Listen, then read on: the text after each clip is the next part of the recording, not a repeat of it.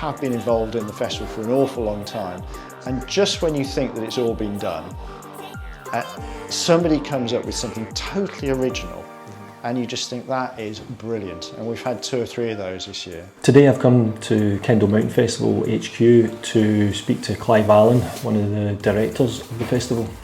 He's going to tell us about all the changes that have been made and also talk about the films, talks and events to expect when you come. Clive, how are you? Pretty good, thanks. Excellent. So obviously we're here to talk about the Kendal Mountain Festival, which is coming up soon. I suppose first place to start is probably introduce yourself really and what your role is here at Sure, the yeah. I'm one of the 3 directors. I've been involved in the festival since 2004, in fact, in one shape or form. I wasn't a director back then. I was just involved in promoting the event more than anything else. But through various changes and ups and downs, and goodness knows what since then, I became a director probably about 7 or 8 years ago, something like that. I'd have to check that, but yes. Yeah, it seems that, yeah, absolutely. So yeah, it's, as you know, I mean, it's changed a heck of a lot over the years. But don't forget, last year was our 40th year, which should have been a huge celebration. Yes. And changed into something quite different. Yeah, I think everybody was a bit gutted that that didn't happen. Well, when any festival like that doesn't happen, but especially this one. It was the oddest year. It was for anybody who's trying to run a festival, obviously. I guess we were lucky in some respects in that there's quite a period running up to, I mean, we're quite late in the year. And people were having to go online with festivals for months beforehand, and we were watching these thinking, you know, that works, ooh, that didn't work, you know, that kind of thing. So there's a lot of learning going on. And it's not simple, you know, suddenly from being you know, people that manage lots of people at an event, suddenly you're becoming a broadcaster in a studio, and it's so very different. Yes. But it worked really well. It put us in front of a lot of new people because the audience were way bigger. I mean, when we looked at it, we were actually seen in 80 plus countries.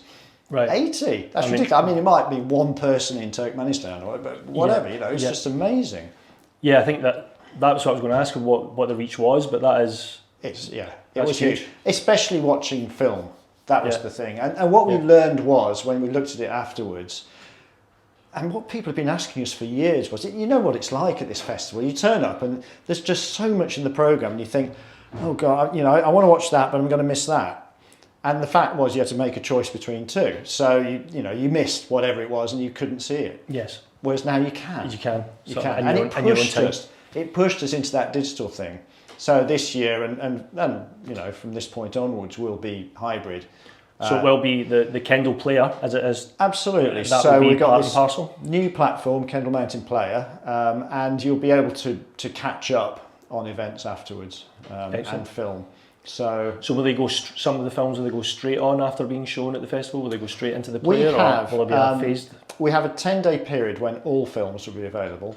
And then, you know, due to copyright issues and agreements with filmmakers and all the rest of it, some films will stay on, some won't. So, but certainly anything that went on stage pretty much will be seen as well, so you can catch up on.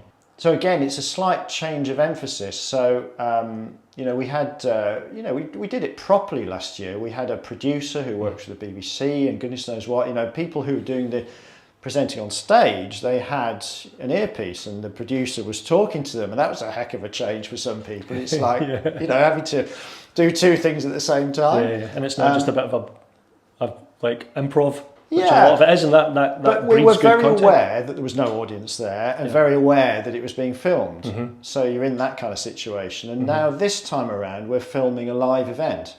So again, there's a change in emphasis. Yeah, this is not an audience watching a studio thing. This is the real thing, if you like. This is a proper audience event, and we're going to record it as such. Right. So again, slight change in emphasis, really. So I suppose there's a lot of things developed over the past 24 months in terms of the player and how you manage this event going forward. Absolutely. Yeah. Fundamental change. Yeah. And as you can probably imagine, you know, behind the scenes, the complexity increases. You know, turnaround times between events has to increase because you know there's more tech involved, and of course the cost goes up as well. All these things that really you don't think about when you turn up, but yeah, absolutely.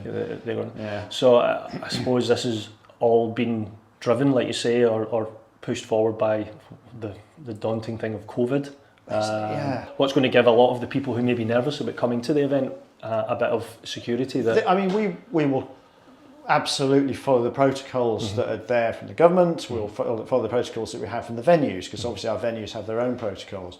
You know, safety, ventilation, all the things you'd expect. You know, past festivals there have been some very, very busy points, like the base camp, for example, and you know we'll probably talk more about this in a minute.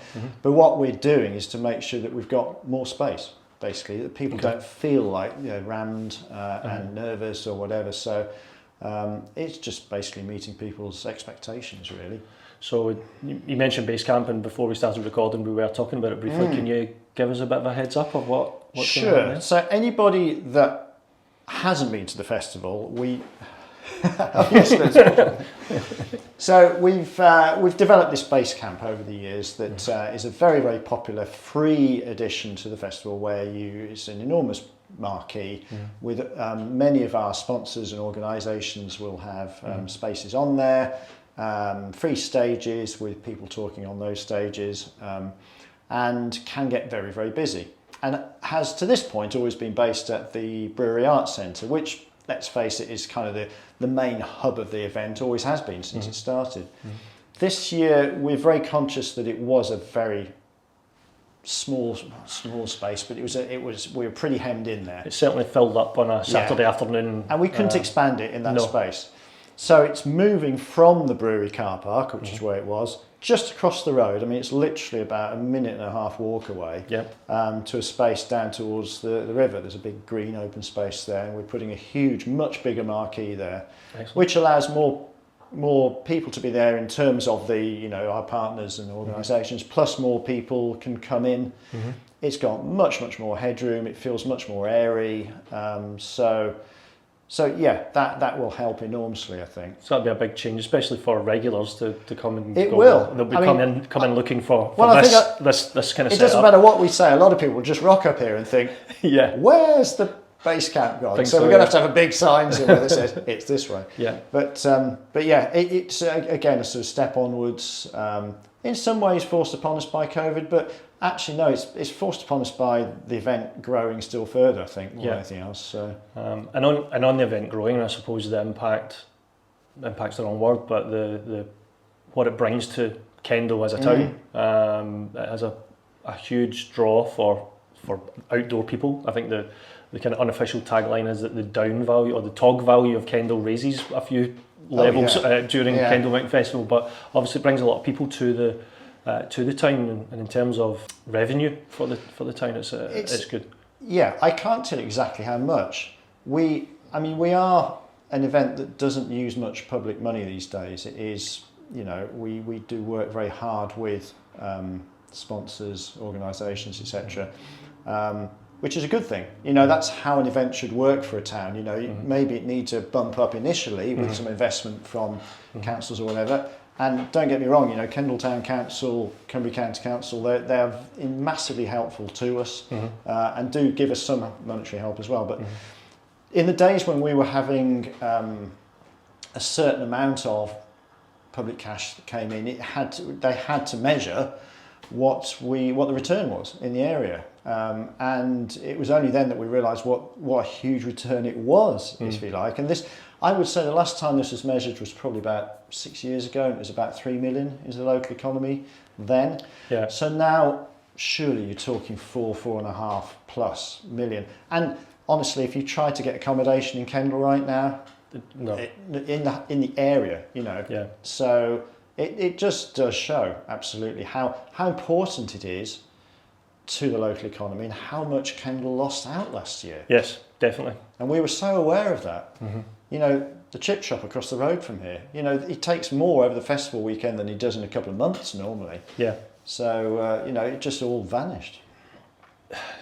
Yeah, and it's painful. And I think I listened to an interview, it was a couple of years ago, you did on the radio actually, and it was with Matt and Ellie from Summit Fever Media. That's right. And one of Matt's comments, I think it was Matt said but it's like the outdoor industry's Christmas night out.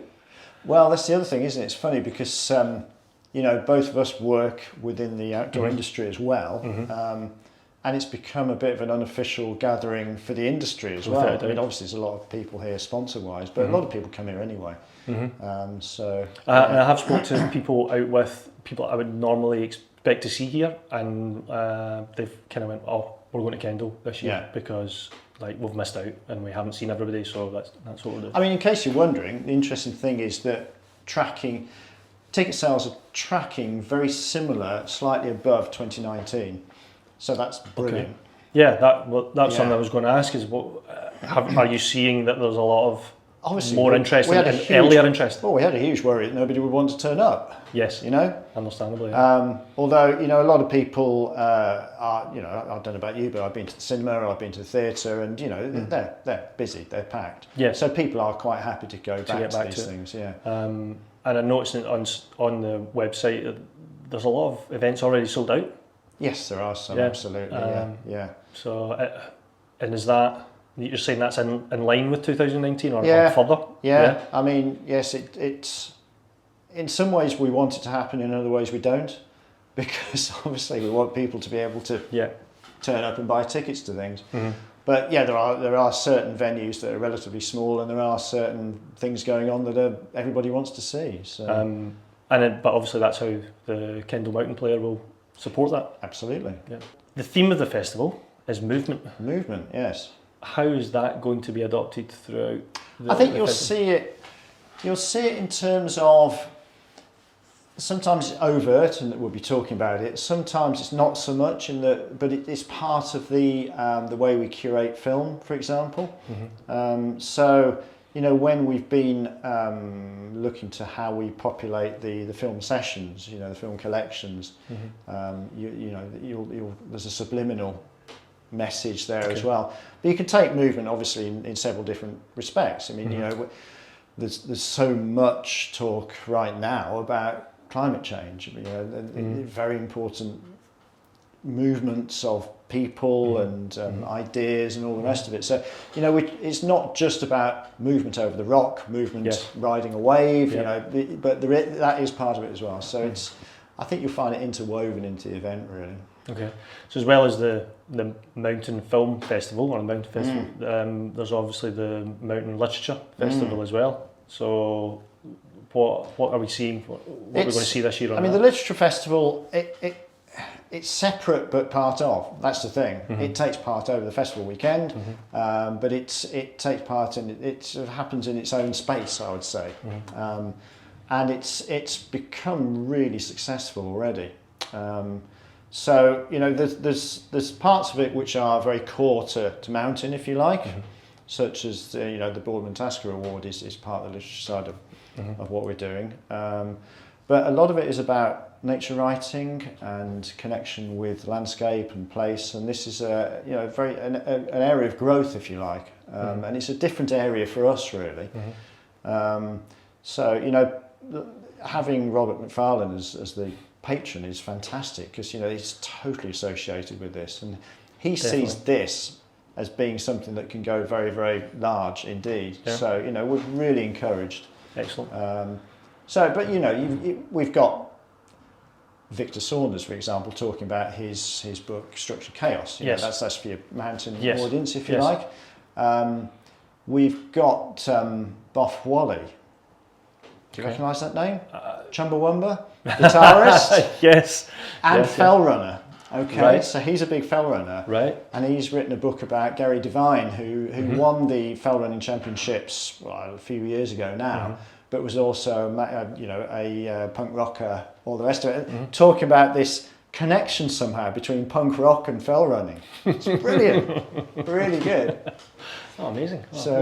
Many facets to it, yeah. We have two big, what we'd call sessions within the festival. One is the Patagonia climbing session, so that's one area, if you like, and then there's the mountaineering session, which is sponsored by Swiss tourism actually. Yeah. And so of course they sort of merge within each other, but essentially the climbing is more about rock and maybe plastic. Obviously we've had an Olympics where we've had our first, of which was a premiere of that, the film with film, Shauna and absolutely, the girls from the Olympics. And then on the mountaineering front at the mountain session we've got Ushleen Hawthorne is coming, so winner of this year's PLA d'Or award, or one of them, and then a past winner from last year, Graham Zimmerman, for his climb on Linksar. Right. So he's talking as well. So we've got some amazing people coming along. Yeah, I think I'll need to get. I don't think I wouldn't be able to see everything I want to. I think I'll be on the player as well.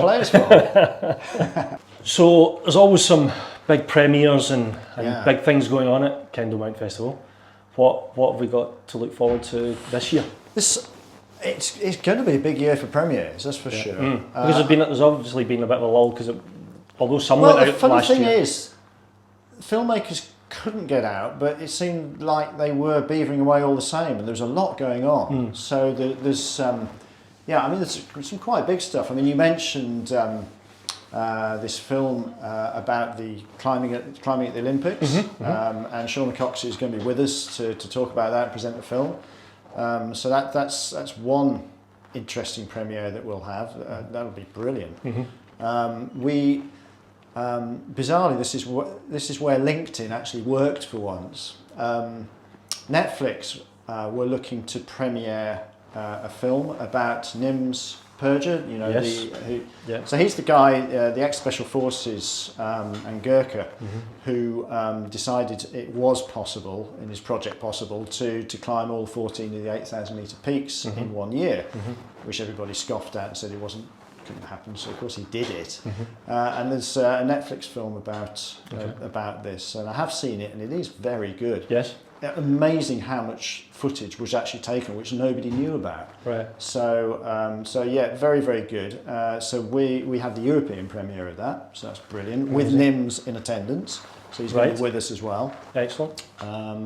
What else have we got? There's a film called The Rescue, which some people may have seen, but not many, I wouldn't have thought. So this, Jimmy Chin and his partner, who created Free Solo. This is their next big effort, if you like, and it's a reconstruction of the Thai cave rescue. Right. Yeah. Okay. So the school kids in the cave and how they were rescued. Which actually we've also got Rick Stanton with us, who's one of the divers, and he's part of the literature festival. I'm going off on a slight tangent here, but I've read his book. Called Aquanaut, and also now seen the film, and it is just the most incredible thing. I know the story's been out there for some time, but these lift the lid on it and make you realise how the divers involved really didn't think they were going to get more than one or two of them out alive, and to get them all out was just incredible. So the film The Rescue uses actual footage, but there wasn't a lot of footage from it happening, and a lot of it's been recreated, but it's absolutely, you just think this is so real. You know? And it's one of those films, it's like Free Solo, you knew he wasn't going to fall and die, you knew, but it was still gripping, and it's exactly the same. Absolutely amazing. And we have 3 of the British divers with us for that as well. Excellent. So a lot of people coming. Absolutely. A lot of people coming. Yeah. People. One other film is The Alpinist. Now that's been on general release in the UK for some time, but we will be showing it. I mean, yet another gripping film. Don't you think it's interesting that all of a sudden mountain and adventure has suddenly become mainstream? Yes. It's the Free Solo effect. Well, that's it. Yeah. Well, was it the Don Wall effect? Well, mate, yeah. Absolutely. So, because obviously there's the filmmaker did Valley Uprising and Don Wall, and then you got Free Solo. But they're certainly becoming. There's more appetite for it from non. What I would expect, non-mountain or non-outdoors people. There's definitely been a which can only be good for Kendal Mountain Festival. Well, and generally, for the, and for the outdoor industry. Absolutely. So that's good. One other thing I wanted to talk about was we have a tribute to Doug Scott, who Yes, sadly left us last year. Last year. And we have quite a few names that you'd know. I'm not going to go through them right now. People through his lifetime who climbed with him on stage to talk about him and talk about his effect. Community Action Nepal as well. Yeah. So amazing man, and we want to do it properly. Without a doubt. I assume Sir Chris Bonington will be. He will be. Yes, absolutely. That'll be a powerful and emotional, I'd imagine. Yeah, I think so. Event. Yeah. Yet again, you never know the full story of someone's life until you start delving into it. So amazing. Yeah. Excellent. So obviously we mentioned a second ago that a lot of filmmakers you would expected to be in kind of lockdown and not being able to film. Are you seeing? Did you see an upsurge in films that were kind of more local? I suppose I'm thinking maybe The Longest Line. No. I think there was. For a short time, there was an upsurge in lockdown films. People literally climbing up walls. Yeah, that's true. That's true. And we're kind of over that now, I think. But I think people did get creative, and I think people looked more at adventure in their backyard. I think that's definitely happened.